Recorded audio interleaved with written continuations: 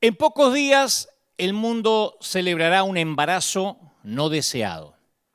Alguien que entró en el planeta sin ninguna dignidad. Un hijo ilegítimo porque sus padres no estaban casados, nacido en un comedero de animales. Por 9 meses mínimamente fue el hijo de la vergüenza. Destinado a la muerte desde que nació, criado en fuga, y al optar por nacer en la oscuridad absoluta, el rey del universo pasó por alto las expectativas convencionales. El mismo día de su nacimiento no cumplió con las conjeturas de la gente.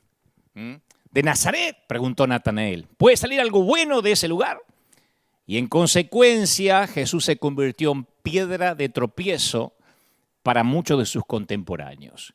La imaginación judía domesticada se horrorizó ante el pesebre. Se escandalizó ante la salvación sin costo de un Dios humilde. Un rey nacido en trapos era un insulto para el intelecto refinado de los fariseos y la mentalidad de los maestros de la ley. Las multitudes ingenuas que no conocían la ley podían equivocarse, pero aquellos que estudiaron las Escrituras no podían ser engañados. Ellos pensaban así. Y aquí existe un fascinante principio de la religión. Mesías, obtendrás nuestra lealtad solo cuando cumplas con nuestras expectativas.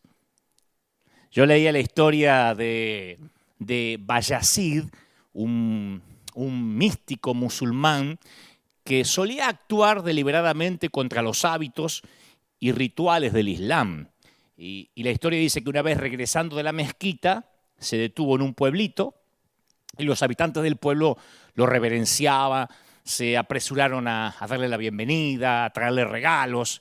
Y Bayazid se dirigió al mercado y a pesar de ser un día de ayuno, que todos estaban ayunando, él se compró un pedazo de pan y comenzó a saborearlo frente a todos sus seguidores y admiradores. Entonces los fieles estaban tan escandalizados por su comportamiento que lo abandonaron diciendo que era un falso profeta. Y Bayazid le dijo a su discípulo, fíjate que en el momento que hago algo contrario a sus expectativas, la veneración hacia mí desaparece. O sea que la veneración es condicional, la adoración es condicional si haces lo que yo espero. Y Jesús escandalizaba a sus seguidores con actos similares.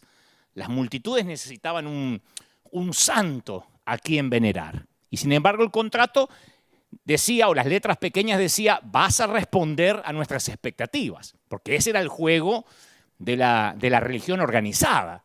Jesús quebraba la ley cuando el amor por las personas lo exigía. Y la ley se había convertido, como dijimos tantas veces durante esta pandemia, la ley se había convertido en un mecanismo para autojustificarse. Un instrumento de autosuficiencia arrogante. Se había convertido en la base para fomentar juicios morales contra otros, un método para clasificarlos, para excluirlos como pecadores y apóstatas. Y en lugar de servir la ley como instrumento para sanar, la ley servía para fomentar el odio entre grupos, para la segregación. Y Jesús disponía de la libertad de no tener que acudir a la ley, sino al Padre para saber lo que había que hacer. Entonces, solo, insisto, por optar en nacer en Belén con un perfil tan bajo, ahí ya Jesús se reveló como un hombre libre de la opinión pública. Libre del temor, del que dirán, de lo que puedan decir, de lo que puedan pensar. Jesús es la libertad de Dios hecha carne. Pero al mismo tiempo que la libertad de Jesús es contagiosa para algunos, que unos dicen, es maravilloso tener a Cristo porque uno es libre, en otros puede despertar una actitud defensiva. Para algunos, la libertad tiene que ser reprimida en nombre de la ley, ¿no? En nombre de la tradición, en nombre de la autoridad, de la doctrina, del orden y otros cientos de palabras ostentosas. Jesús llegó al mundo proclamando el evangelio de la libertad a los cautivos. A mí me encanta eso, la libertad de la cautividad mental, la cautividad de la ley. Exhortó a ingresar al reino de la libertad. Por eso Jesús, insisto, era alguien que confundía, era alguien que escandalizaba. Y hoy sigue sucediendo lo mismo 2020 años después. La razón por la que nos confunde es que siempre queremos hacer de Jesús alguien que Él no es. Jesús no es una figura en el vitral de una iglesia, no es un rostro en un calendario religioso, no es un pescadito pegado en el parabrisas. El Jesús de los evangelios no tenía inhibiciones para expresar lo que pensaba, lo que sentía, era libre de la opinión ajena. Yo voy al evangelio de Lucas y lo veo ofendido por una falta de cortesía en la casa de Simón, el fariseo, y le dice: Simón, entré a tu casa y ni siquiera me dijiste hola. Jesús estaba ofendido, molesto. En Marcos lo veo profundamente conmovido por la ternura de una mujer que unge su cabeza con perfume y se da vuelta y dice: tomen nota, anoten. En cualquier parte donde se proclamen las buenas noticias, las buenas nuevas, se va a contar lo que esta mujer hizo en memoria de ella. O sea que en el maletín de cualquier predicador le metió este sermón Jesús obligatorio. Los predicadores tenemos la obligación en algún momento de hablar en memoria de esta mujer. Y yo, cuando me encuentro con machistas, que la iglesia está llena de machistas, les suelo decir, si se acuerda, dónde Jesús dijo: haced esto en memoria de ella.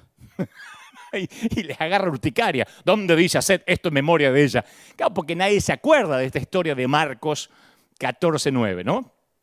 Pero por más escandaloso que parezca, ese es el Jesús de los evangelios. Un hombre consolado con las lágrimas de una mujer pecadora, un hombre que experimentó el enojo, un hombre que experimentó la irritación, el cansancio, un hombre que bebió el vino de su pueblo. No sé si era Malbec mendocino, pero era el vino del pueblo. Un hombre que cantó las canciones de sus bodas. Las personas responsables por la crucifixión de Jesús jamás lo acusaron de ser sacro, religioso, todo lo contrario. Decían que Jesús era un hereje. Fueron las generaciones posteriores las que demolieron esa personalidad y lo envolvieron en un ambiente tedioso, aburrido. Los que le pusieron el tedio a Jesús fueron las generaciones que vinieron después. Les limaron las garras al león de Judá. Le dimos el título de manso y humilde, que es medio parecido a menso y humilde, y lo recomendaron como un animal doméstico ideal para los sacerdotes, para que lo cuelguen de una medallita, para las viejitas piadosas. Pero para aquellos que lo conocieron se oponían a él porque lo veían como un instigador peligroso, como un insurrecto, como un subversivo. Y es cierto que Jesús era tierno con los desafortunados, paciente con los perdidos, pero insultaba a los miembros respetables del clero y los llamaba hipócritas delante de todo el mundo. Por eso lo querían matar, por eso un día lo sacaron de una sinagoga y lo querían arrojar por un despeñadero. Asistía a las fiestas acompañado por gente de mala reputación. Era considerado borracho, glotón. Indignado, echó a los comerciantes con sus pertenencias fuera del templo y no tuvo ningún respeto, por lo menos no lo demostró, por la riqueza o por la posición social. Y como ellos, estos que esperaban un Mesías, tenían una imagen premeditada del Mesías, se resistían a la personalidad del verdadero Mesías. Les molestó, les chocó que naciera en un establo. Ya desde ahí decían, ¿puede venir algo bueno de ese pueblito? Claro, ellos buscaban a un Mesías producto de su imaginación, creado por ellos, y se encontraron con el verdadero creado por Dios. Entonces, para aceptarlo, tenían que despojarse de todos sus paradigmas. Tenían que despojarse de todas sus expectativas. A veces nuestras expectativas son como sutiles intentos de querer controlar a Dios. Nos empecinamos tanto en eso que cuando Jesús ingresa en nuestras vidas de forma nueva, no lo logramos reconocer. De hecho, en mi propia vida, y esto lo confieso más de una vez, no es la primera vez que lo digo, en mi propia vida, obedecer el primer mandamiento, yo soy el Señor tu Dios, no te harás otros dioses además de mí, a mí es el que más me ha pegado. Ustedes dirán, ¿pero por qué? ¿Porque eras idólatra? No, porque tuve que rechazar aquel Dios en minúscula de temor y de ira que muchos predicadores, maestros y autoridades de la iglesia me presentaron durante mi niñez y mi juventud. Yo adoraba a otro Dios, un Dios legalista. Por eso siempre digo que soy un legalista en recuperación, porque yo tuve que cambiar mi paradigma de aquel Dios distante. Ese Dios, a mí me enseñaron a adorar a un Dios cuando yo era chico, ¿no? Cuando era adolescente. Me enseñaban a adorar a un Dios que decía que todos los que no eran pentecostales estaban perdidos. Que si no tenías el bautismo del Espíritu Santo te ibas al infierno. A mí me hicieron adorar a un Dios que enviaba a todos los católicos al infierno. Si eras católico ya tenías un boleto al infierno. No importa si lo creías de corazón, si tú eras de la gran ramera y te ibas al infierno. Punto. A mí me enseñaron que el Dios le daba la franquicia, este Dios le daba la franquicia de la salvación solo a los de las asambleas de Dios. Y alguno que otro bautista renovado, pero tenía que estar renovado en serio, si no tampoco le daba la salvación. Tuve que sacar, por eso digo que dije todo el año que soy un legalista en recuperación. Algunos me preguntaban en la red, ¿y por qué? Bueno, porque tuve que sacar de mi mente a un extraño Dios que no podía bendecir a aquel otro pastor porque no tenía mi misma doctrina y aparte no me caía bien. Era el Dios que condenaba a una pareja por usar anticonceptivos. Tenías que tener todos los hijos que vinieran, porque si la pareja se cuidaba, estaban en pecado. Tuve que sacarme de la cabeza un Dios que prohibía participar de la Santa Cena a un divorciado. Nunca más podía tener comunión con la iglesia. Era un Dios que permitía que las mujeres pudieran ser presidentes de la nación, pero que en la iglesia tenían que sentarse, someterse y callarse. Entonces yo tuve que conocer al verdadero Dios, pero antes tuve que romper todos esos paradigmas que me costaron mucho. Eso no fue de la noche a la mañana. Ahora, ¿qué es lo que realmente predicaba Jesús? ¿Qué fue lo que escandalizaba tanto? Y si queremos asegurarnos de estar en contacto con Él, si queremos estar en contacto con el mensaje original de Jesús, tenemos que fijarnos nada más en las parábolas. No hay que ir a hacer un estudio demasiado profundo. Hay que ver las parábolas, que son historias rápidas, concisas, que claramente muestran los puntos fundamentales de su enseñanza.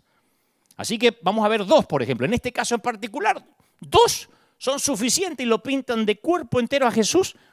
Y vamos a ver por qué ese Mesías no llenaba las expectativas de los que esperaban un Mesías imaginario. En primer lugar, en el capítulo 20 de Mateo, que todos deben conocer la historia, la mayoría, la parábola del viñador loco. Porque era lunático el tipo con lo que hizo. Era época de cosecha y el dueño del viñedo se dirige a una plaza a contratar obreros para sus campos. La historia la conocemos, ¿sí? Dada la época del año y la cantidad de trabajo para hacer, que estaban en plena cosecha, yo presumo que aquellos que quedaban deambulando por el lugar a la tarde, a última hora, era porque eran los más perezosos. Seguramente se habían levantado a las 12 del mediodía. Y de todos modos, el dueño del viñedo necesitaba esos obreros y fueron solicitados para el empleo. Y uno podría suponer que por ser perezosos hicieron un trabajo mínimo. Encima que llegan tarde, entre que se fueron a cambiar, entre que meditaron y agarraron las herramientas, ya se fue el día. Pero igualmente llegó la sorpresa. Recibieron el pago por todo un día de trabajo. Y Jesús no pone el énfasis en la efectividad de los obreros, sino en la generosidad, en la generosidad gratuita del dueño del viñedo, que era generoso. Era un acto de generosidad descabellado, alocado. Y ningún agricultor u hombre de negocios podría comportarse de esa manera y permanecer en el negocio durante mucho tiempo. Se funde. Incluso hoy en día nos escandalizamos ante estos holgazanes excesivamente bien remunerados. ¿Cuántos holgazanes vemos que les pagan un montón? A veces empleados del Estado decimos, pero che, por lo poco que trabajan, mira todo lo que ganan. Se crean sindicatos para regular este tipo de cosas. Y ahí también, en la parábola, los demás obreros también se escandalizaron. Dijeron, estos tipos trabajaron una sola hora. Llegaron tarde, se quejaron. Y los has tratado, usted los trató como a nosotros que soportamos el peso del trabajo, el calor de todo el día. Y en la parábola de Jesús el propietario contestó, amigo, yo no estoy cometiendo ninguna injusticia contigo. Escucha, yo no te estoy cometiendo ninguna injusticia. ¿No aceptaste trabajar por esa paga? Agárrale, anda, tómale y vete. Shh. ¿Qué te dije que te iba a pagar? Y ahí está lo que te iba a pagar. Yo quiero darle al último obrero contratado lo mismo que te doy a vos. Y después aclara, medio argentino este viñador, porque aclara y dice, es que no tengo derecho a hacer lo que quiera con mi plata. ¿Te pensás que no tengo el derecho a hacer lo que quiera con mi dinero? Esa es la parábola de Jesús. Yo la expreso así porque uno la lee a veces con cierto tedio y se nos va la esencia de lo que el Señor quería transmitir. O sea, ¿qué saltás? ¿Qué te venías a enojar por lo que yo le pago al otro? ¿Desde cuándo sos mi socio? ¿Desde cuándo administramos el dinero juntos? ¿Cuánto te dije que te iba a pagar a vos desde la mañana hasta la tarde? Tanto. Acá está. Lo que le pago al otro, ¿qué te importa? 2000 años más tarde, la comunidad cristiana aún nos escandalizamos ante esa misma generosidad divina.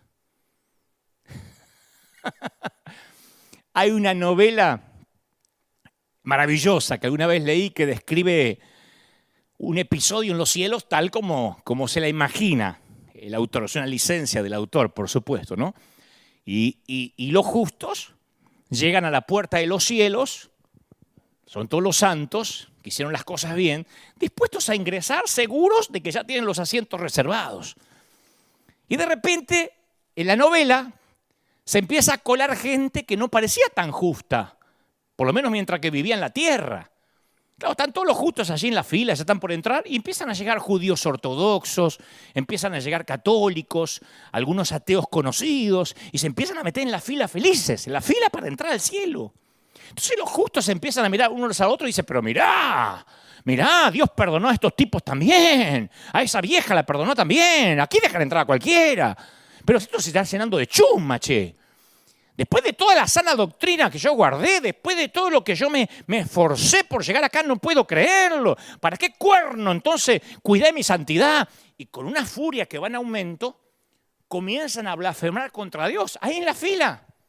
Y en ese preciso momento, ¡paf!, son condenados. Porque esa no era una fila, era el juicio final y ellos no lo sabían. Y ellos mismos, con sus lenguas, se juzgan y se excomulgan. El amor estaba allí y ellos se negaron a reconocerlo. No queremos un cielo abierto para todos. Despreciamos a este Dios que permite la entrada al cielo a un ladrón crucificado que lo único que hace es reconocer a Jesús en el último minuto de su vida y no tuvo que hacer nada para merecerlo como yo, que me maté guardando la doctrina. Así que no pienso amar a un Dios que ama tan escandalosamente. Por eso Jesús contó la parábola del viñador, del dueño de la viña, para dejar claro que Él es Dios y que nadie lo va a superar ni en amor ni en generosidad. Que Dios ama con un amor injusto, según nuestro criterio. Viste que nosotros decimos, pero esto no es justo. Y no es justo que el que trabajó todo el día gane lo mismo. Lo voy a poner al revés, que el que trabajó al final del día gane lo mismo que el que trabajó todo el día. No es justo. ¿Pero para quién? Para un sindicalista. No es justo para un trabajador. No es justo para un gobierno. Para Dios. Tiene otra manera de medir. Dios ama injustamente. Ama a quien nosotros no amaríamos nunca. Otra parábola en Lucas 15 plantea el mismo punto, una de las historias más conocidas de la Biblia, el hijo pródigo. El tipo camina por la ruta ensayando el discurso de arrepentimiento que le va a dar a toda la familia, ¿no? Y su padre, que está dando vueltas en la entrada, lo ve venir a lo lejos y sale corriendo a su encuentro. Ni espera que el hijo venga o que se acerque. El muchacho apenas logra decir las primeras palabras de su discurso cuando ya el padre lo abraza y dice, cállate, cállate, vení, dame un abrazo. Lo viste con una túnica y anuncia una celebración. Esa tampoco puede ser la manera de tratar a un hijo rebelde. Si el muchacho era un malcriado y el padre lo vuelve a malcriar, ¿cómo va a aprender el tipo? ¿Y la disciplina?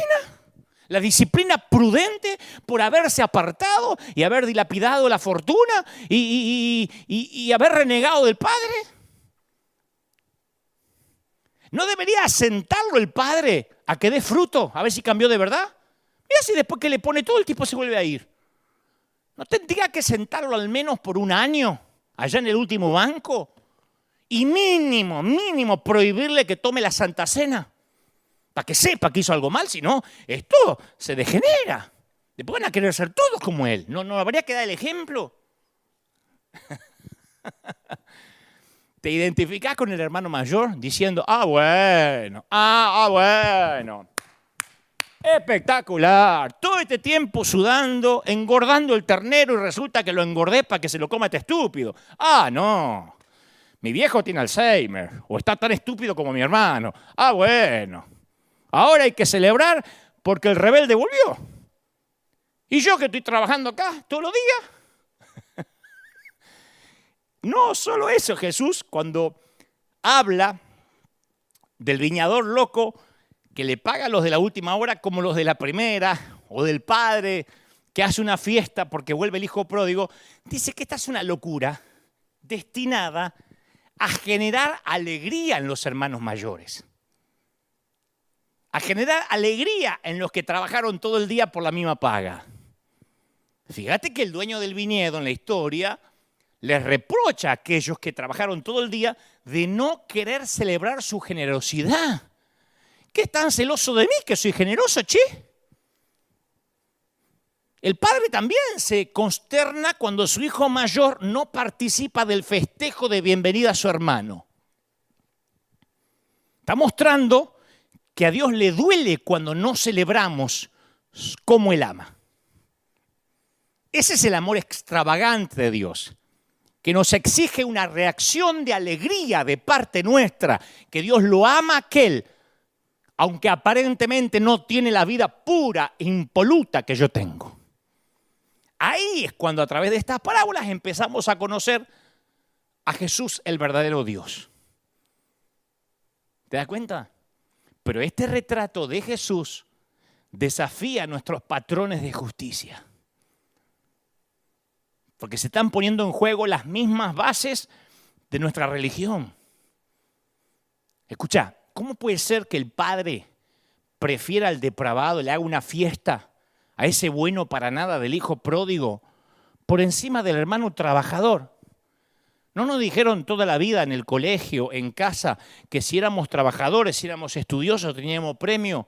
Y que si éramos vagos y no estudiábamos, no teníamos premio. ¿Cómo es que el Señor premia, hace una fiesta por el hijo pródigo? Festejos. ¿Me está diciendo de verdad que festejos en lugar de castigo y disciplina? ¿De verdad? ¿Qué clase de orden descabellado es este que invierte los rangos, que el último es primero y el primero pasa a ser último? Este reino no es el que queremos, no es el Mesías que esperábamos. Ni antes, decían los fariseos, y muchos tampoco lo quieren ahora. ¿Qué? ¿Todos obtienen al final la misma recompensa? ¿De verdad? O sea, yo que cuido las sanas doctrinas, aleluya, que nunca me saqué la corbata, que nunca probé una gota de vino, que nunca miré los Simpsons, resulta que ese que chupaba, que me caía payaso, que miraba a los Simpsons, se vaya al cielo igual que yo, bajo ningún punto de vista.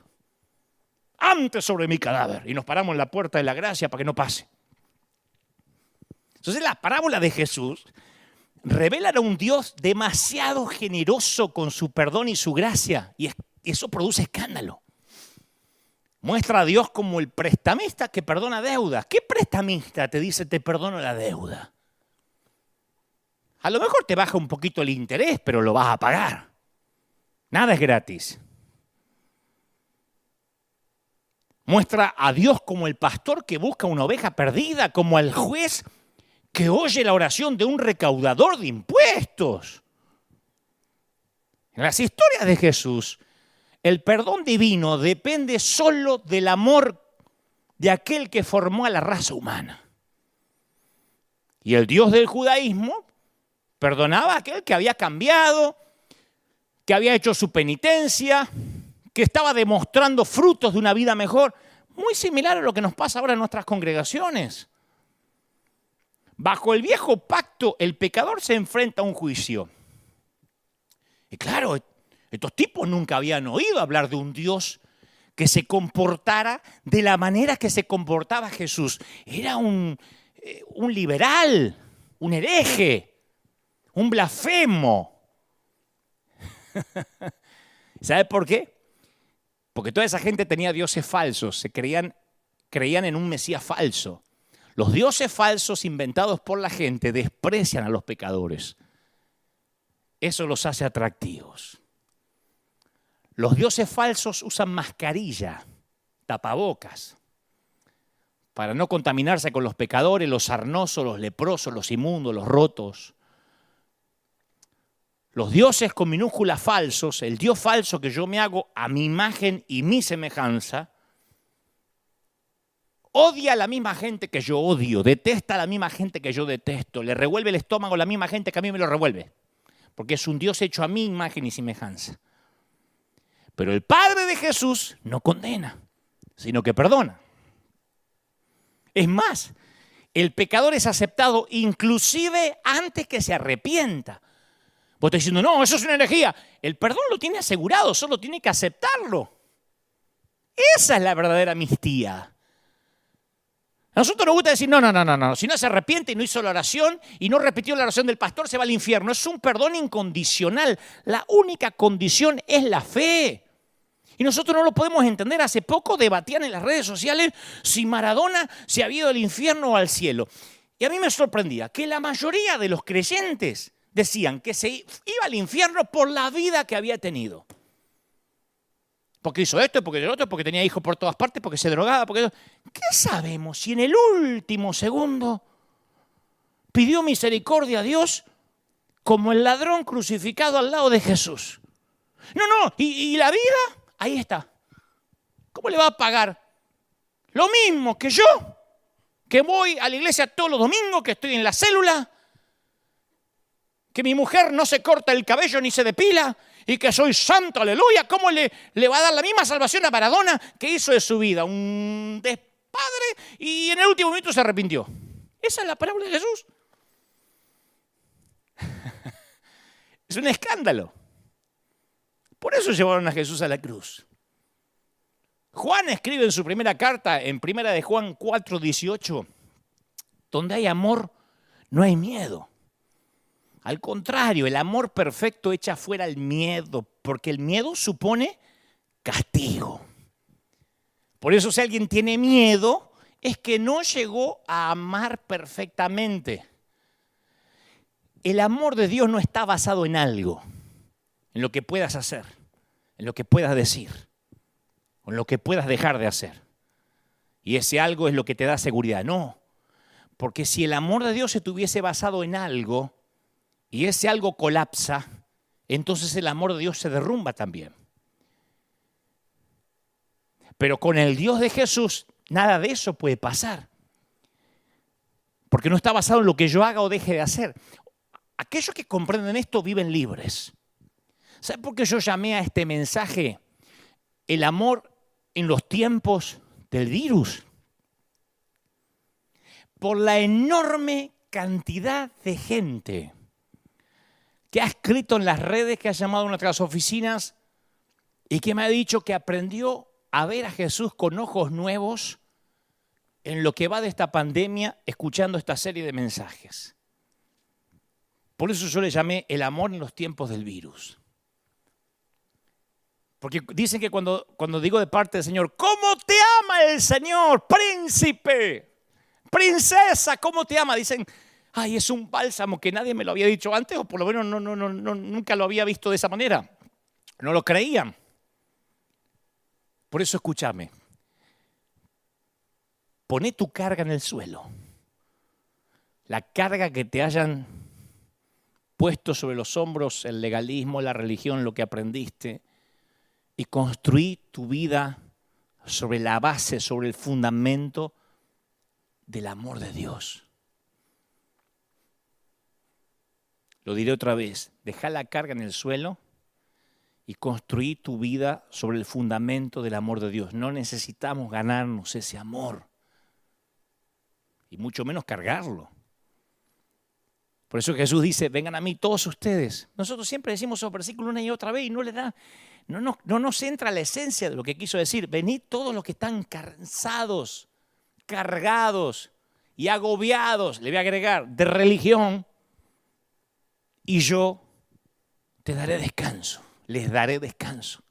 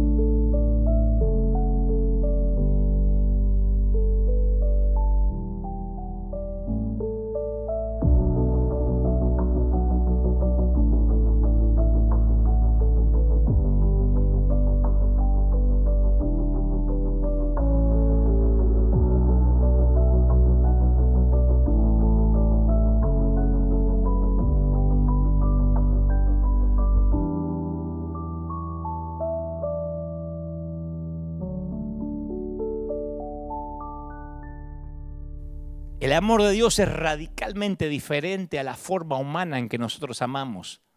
Viste que como humanos, nosotros amamos cosas y personas que nos parecen atractivas. O sea, nos sentimos atraídos por ciertas cualidades que nos parecen agradables. Entonces, cuando amamos, somos atraídos por lo bueno que percibimos en el otro. Sentimos amor por alguien por lo que vemos, por lo que sentimos. Ahora, a diferencia de nosotros, el Padre ama a aquellos que no tienen amor, a aquellos que no aman, a aquellos que son indignos de ser amados. O sea, el Señor no nos ama según nuestros méritos. Si ese fuese el caso, estaríamos fregados. Porque lo que Él hace es porque Él es amor. Por eso podemos afirmar con convicción teológica: Dios te ama como eres y no como deberías ser. Yo sé que a esta altura hay muchos diciendo, entonces el evangelio es un viva la pepa, todo vale. Ya voy a llegar ahí. Pero quiero primero quitar el otro paradigma. ¿Crees que Dios te ama de verdad? Voy a hacerte esta pregunta que parece infantil. ¿Vos crees que Dios te ama más allá de tus méritos? De tus veces que vas al servicio o dejas de ir, de tus diezmos, de lo que hagas, de tu fidelidad. ¿Crees que Dios te ama sin condiciones, sin fronteras, sin reparos, sin razones? Mi pregunta es, la voy a poner así. ¿Podés decir con absoluta convicción lo que el apóstol Juan escribe en su primera carta?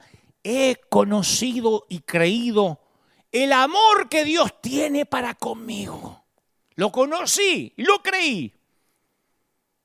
En mi caso personal yo puedo decir con convicción que Dios sonríe al verme. Esto va a sonar argentino, petulante, no me importa, yo también soy libre de la opinión de la gente. Pero ¿querés que te diga una cosa? Dios me ama con locura. Tenemos una relación maravillosa. Y yo estoy convencido que Dios me ama. Me tuve que quitar ese lastre de que Dios me borraba del libro de la vida, me volvía a anotar, me borraba de nuevo, me odiaba, me amaba, me odiaba, hacía un borrón, me sacaba del libro de la vida, me volvía a anotar de lástima en lápiz y tenía una goma para borrarme en cualquier lado. Me saqué eso. Me ama. Yo no te pregunto si te ama porque teológicamente está obligado a hacerlo. No, honestamente, ¿crees que le caes bien a Dios?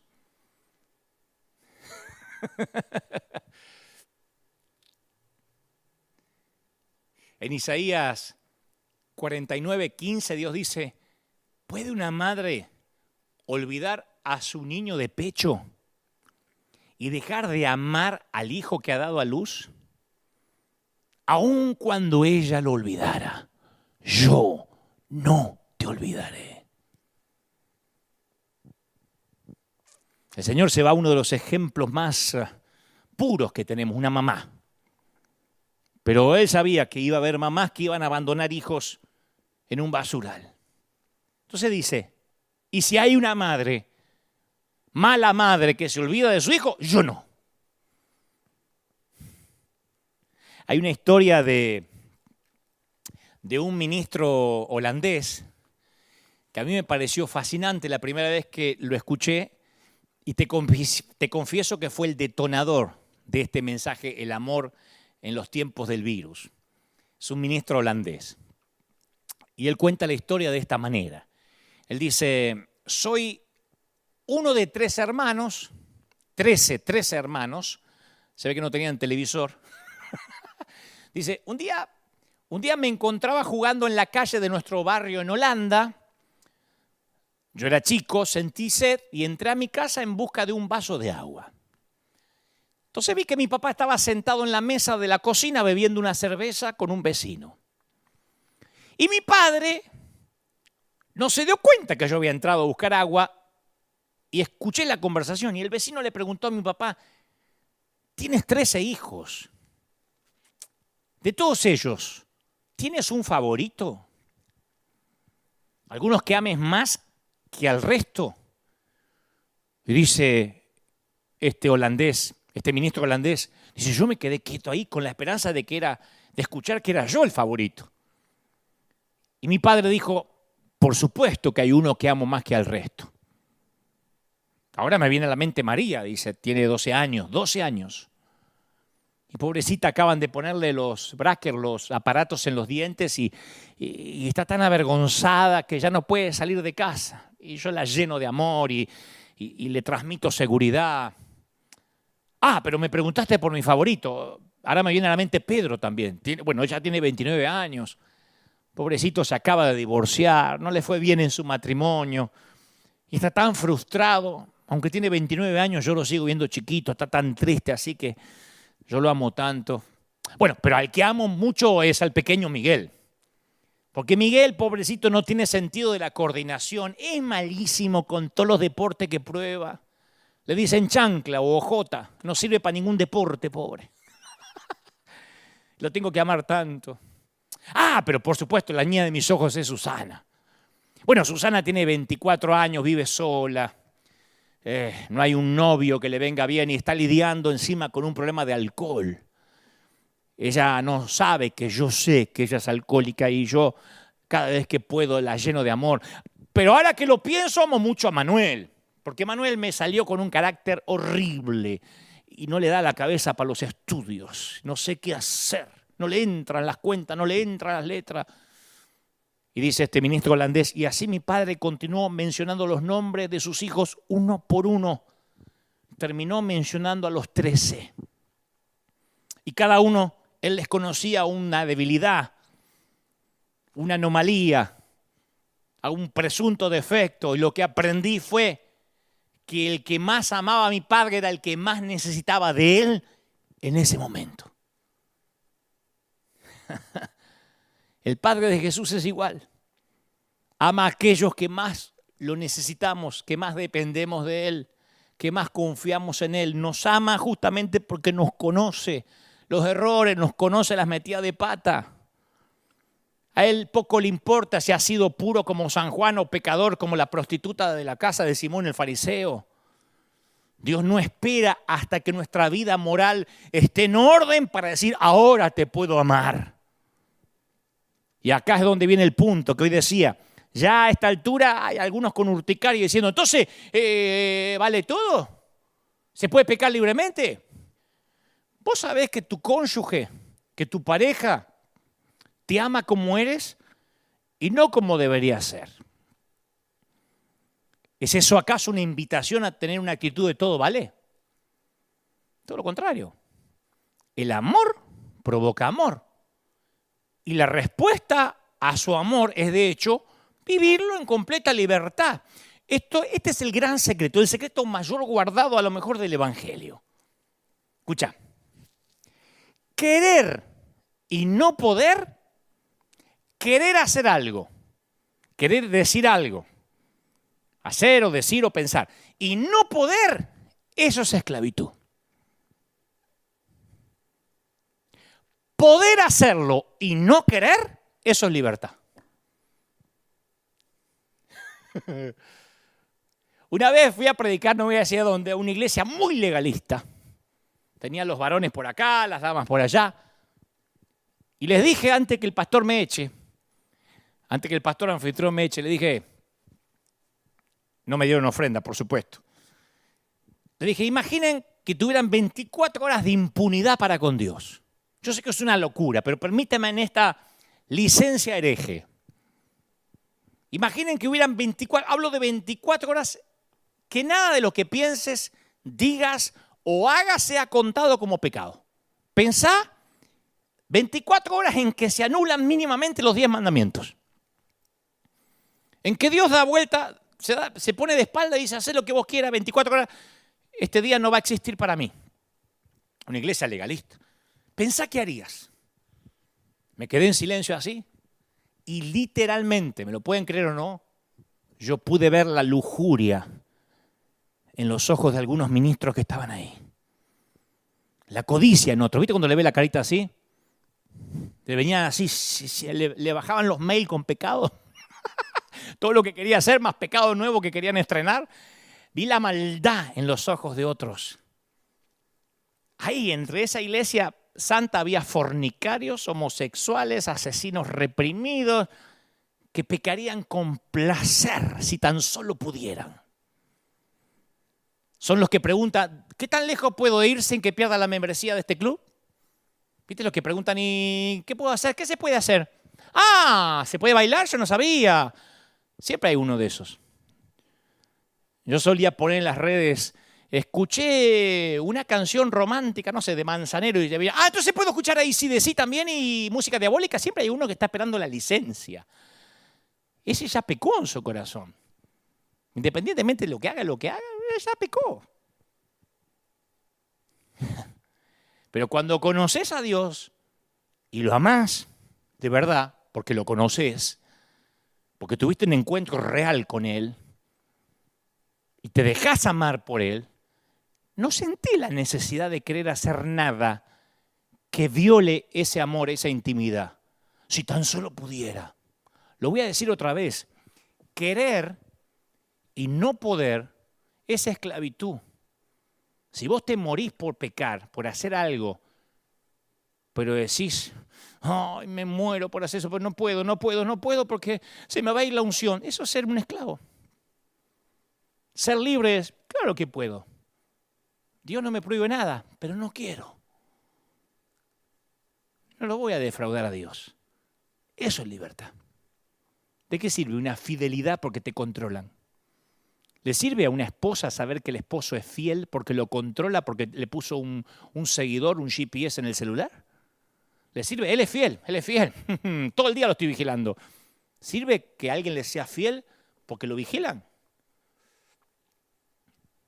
La fe en el Padre de Jesús genera personas libres y seguras. El Dios de amor fomenta un pueblo de amor. Jesús fue quien, por las experiencias que tuvo con su Padre, aquellas experiencias le permitieron relacionarse con la gente con calidez, soltura, compasión y amor liberador. Por ese motivo es que las Escrituras hacen tanto énfasis en la importancia de conocer a Dios. Restaurar la imagen que tenemos de Dios restaura a su vez la imagen que tenemos de nosotros mismos. Dios se lamenta a través del profeta Oseas y dice, mi pueblo no me conoce. Lo que pido de ustedes es amor y no sacrificios. Conocimiento de Dios y no holocaustos. Si el Hijo te libera, seréis verdaderamente libre. ¿Qué es ser libre? Puedo, pero no quiero. Eso se resume toda la doctrina. Cuando alguien llega a la iglesia nuevito y dice, ¿y acá qué no se puede hacer? Puede hacer todo lo que vos quieras. Porque si te vas a reprimir, ya pecaste en tu corazón. Ahora, si te enamorás de verdad del Señor, hay cosas que no vas a querer hacer. Vas a querer ser auténtico, por ejemplo. No vas a querer ser más hipócrita. Y Pablo insiste en que nuestra libertad no es una licencia para pecar. Pablo dice, les hablo así, hermanos, porque ustedes han sido llamados a ser libres. Dice Gálatas 5:13, para que no se valgan de esa libertad para dar rienda suelta a sus pasiones. No te valgas de la libertad para dar rienda suelta a tus pasiones. Y aquí Pablo hace eco de la enseñanza de Jesús que decía que el buen árbol, ¿qué va a dar? Buenos frutos. Es a través del Espíritu que vivimos en Jesucristo. ¿Viste la frase nobleza obliga? ¿Viste que está un poco devaluada esa frase? Nobleza obliga. ¿Sabes lo que es? Que tu nueva sangre noble te obliga a cambiar de vida. El hijo de un rey nunca va a vivir como un cortesano. La nobleza de la sangre lo obliga a vivir como un hijo de un rey. Nobleza obliga.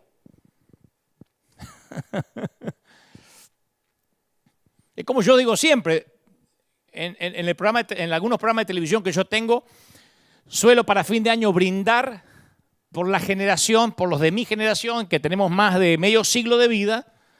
Y yo siempre digo, somos la generación que nos estamos yendo, la última generación elegante, la generación noble. Si yo estoy en una mesa, en un restaurante, vamos a tener una discusión si me quieren pagar, y esto no es porque yo tenga más dinero ahora, era como desde que no tenía dinero yo tengo la nobleza de ser un caballero.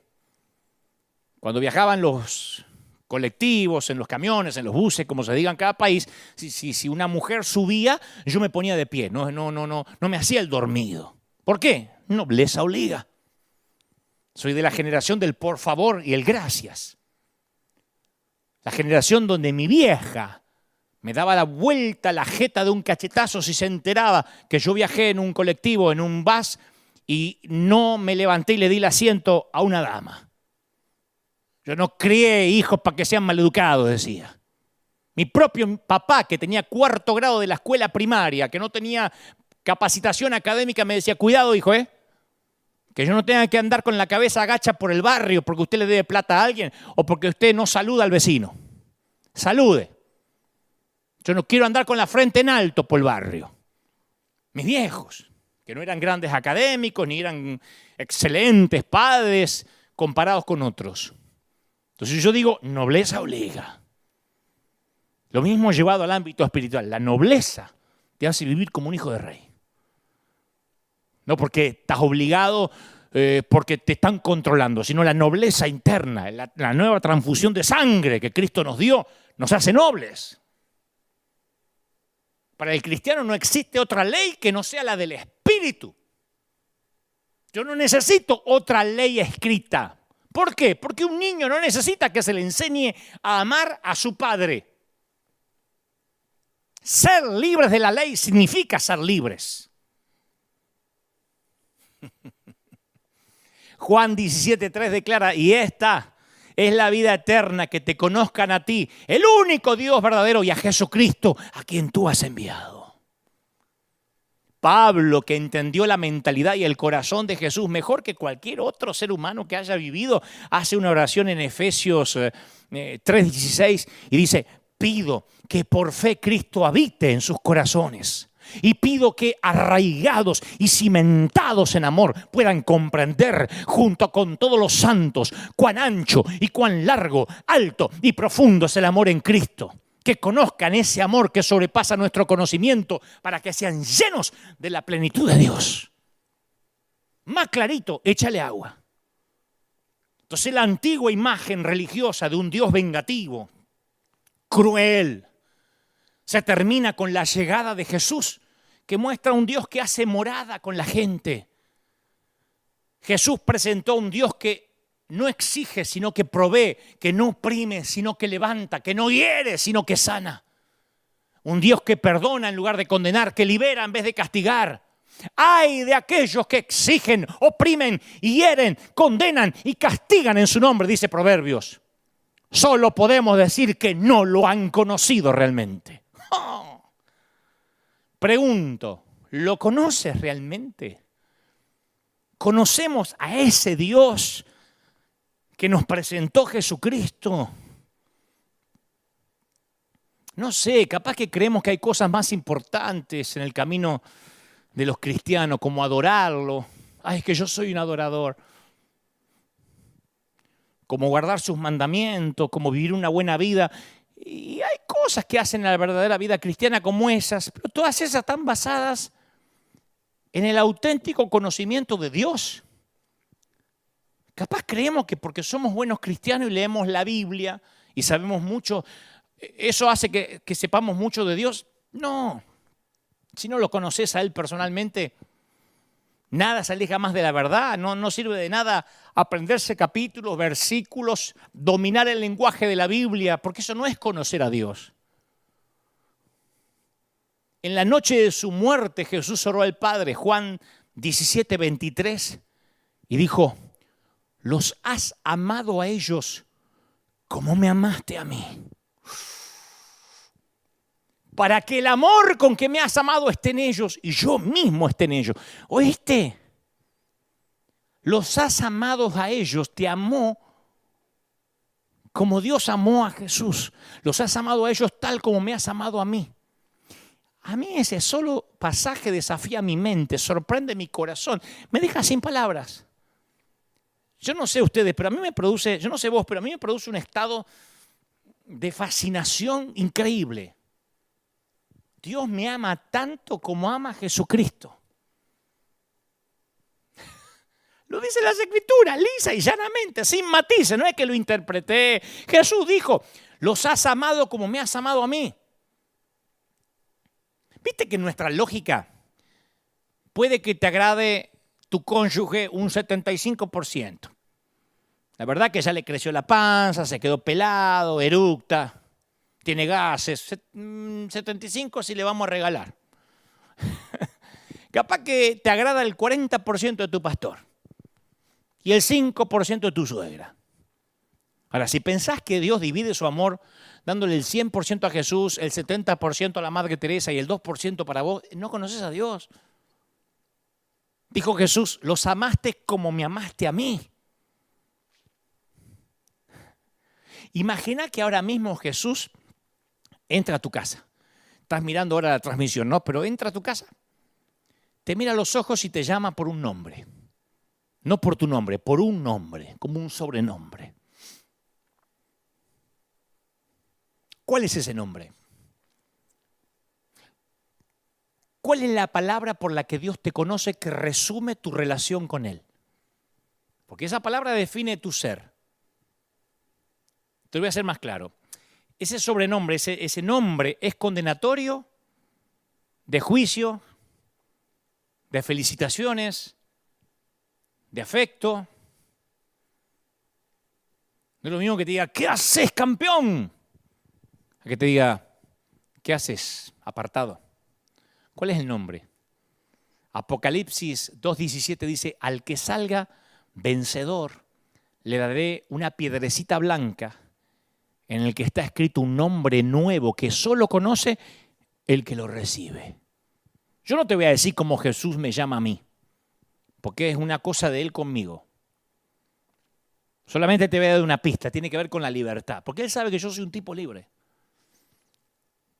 Libre de la opinión ajena, me importa tres pepinos lo que diga la gente, libre de la religión, libre de la ley. Los que son esclavos de la ley siempre tratan de negarle la libertad a los demás.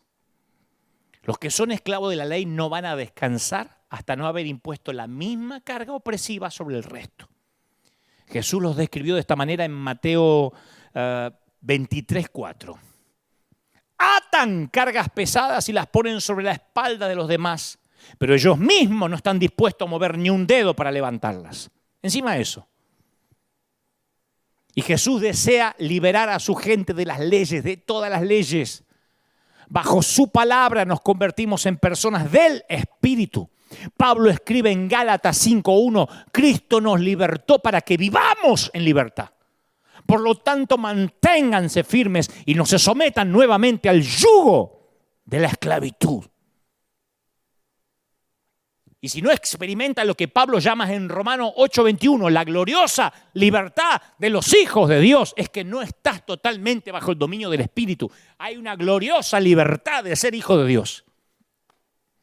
Yo una vez le pregunté a un grupo de jóvenes en un campamento, no me olvido más, yo estaba empezando, y le pregunté, empezando a servir al Señor, ¿no? Y le pregunté, ¿qué significa para ustedes ser cristiano, ser un cristiano? Anoten en un papelito qué significa para ustedes ser un cristiano. Y las respuestas eran tan similares, todas tenían un común denominador, que yo la reduje a un solo párrafo. Más o menos todas las frases significaban lo mismo. Ser cristiano significa que no puedo faltar los domingos al culto. Ser cristiano significa que no puedo escuchar música mundana, que no puedo salirme de la cobertura de mi apóstol. Ser cristiano significa que no puedo estar más de un año de novio porque después me empiezo a quemar. Que no puedo tomar vino. Que no puedo armar el arbolito de Navidad porque la Navidad es del dios Mamón y la fiesta pagana le inventó un Pokémon. Que no puedo irme de este campamento hasta el último día si no pierdo la salvación. Ninguno decía, estoy feliz, me cambió la vida. No, era todo lo que no podían hacer. Esclavos. Eran esclavos remando en un barco de esclavos. Para muchos en la iglesia el cristianismo no son buenas noticias.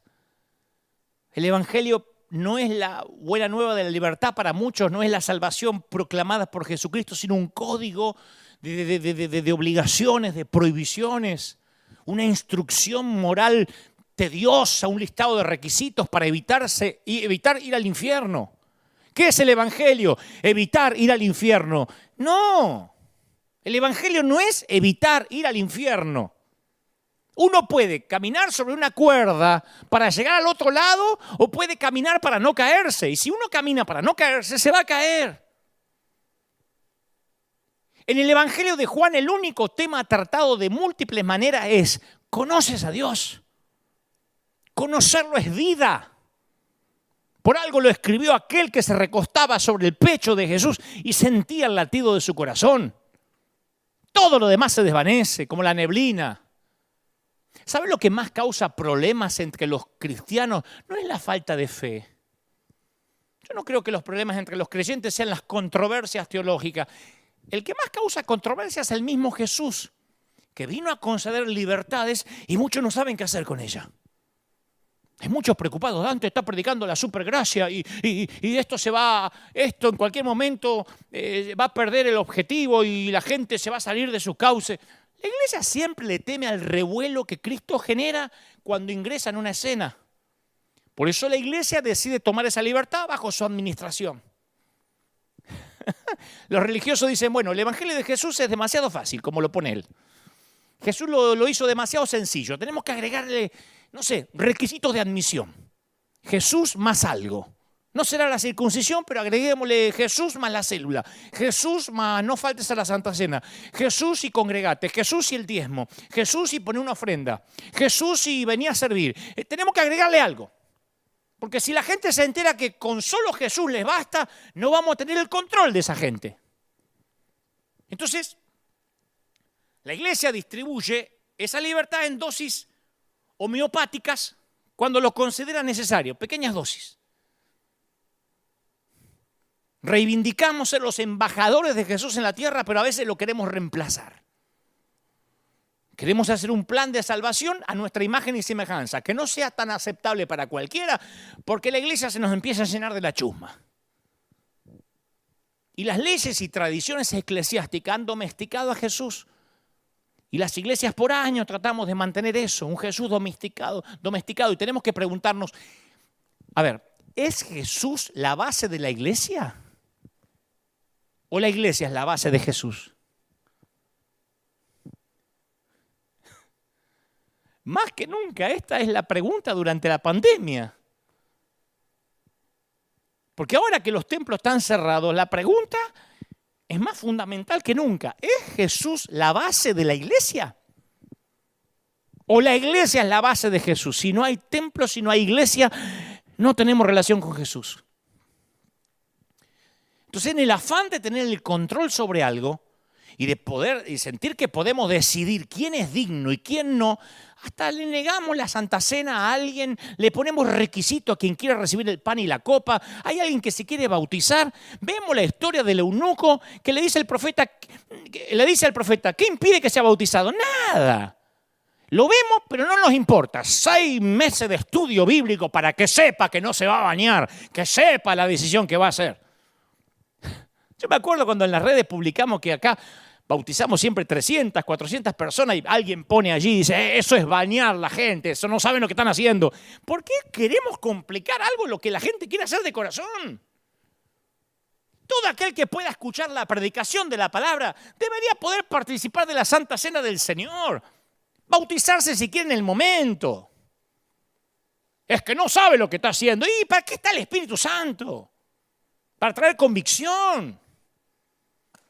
¿Quién ayudó a que Saulo tuviera un encuentro con Dios camino a Damasco? Le salió Jesús al encuentro y no necesitó a nadie.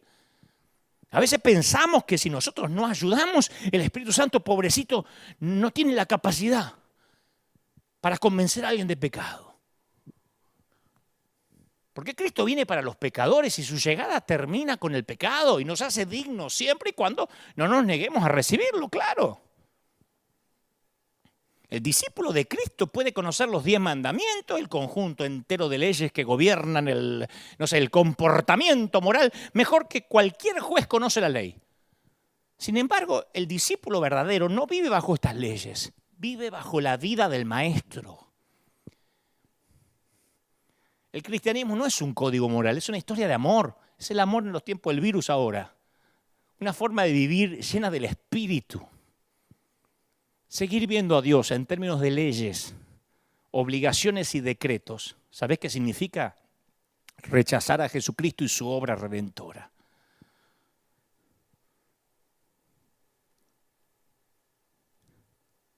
Como consecuencias de poner un énfasis equivocado en la ley,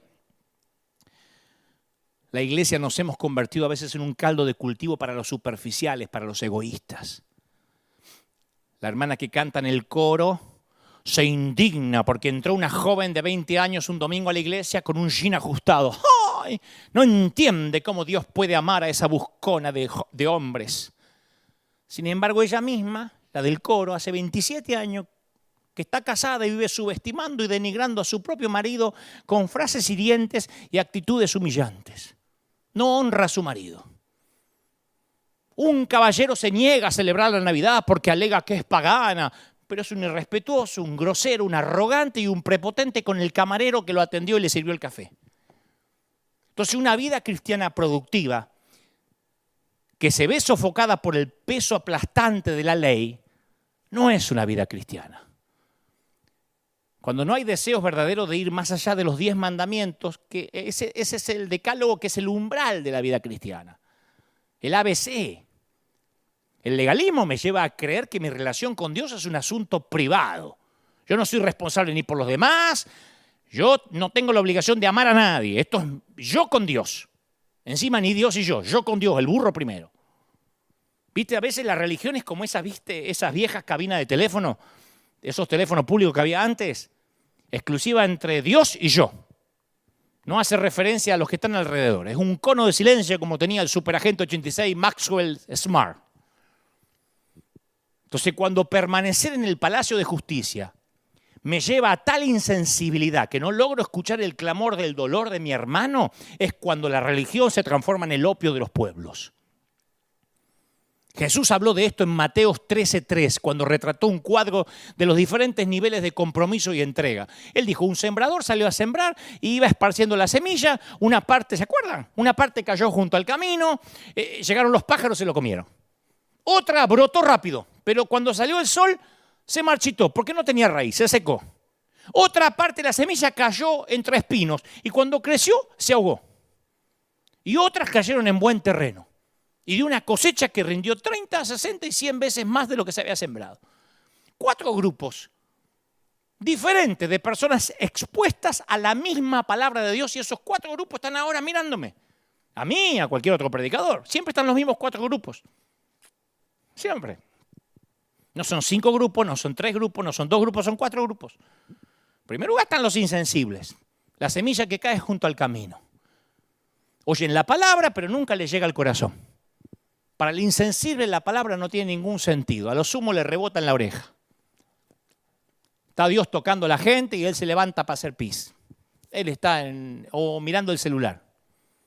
Está Dios hablando y está jugando con el Candy Crush. La cantidad de insensibles es incalculable. Acá teníamos un montón de esos, como en todas las iglesias.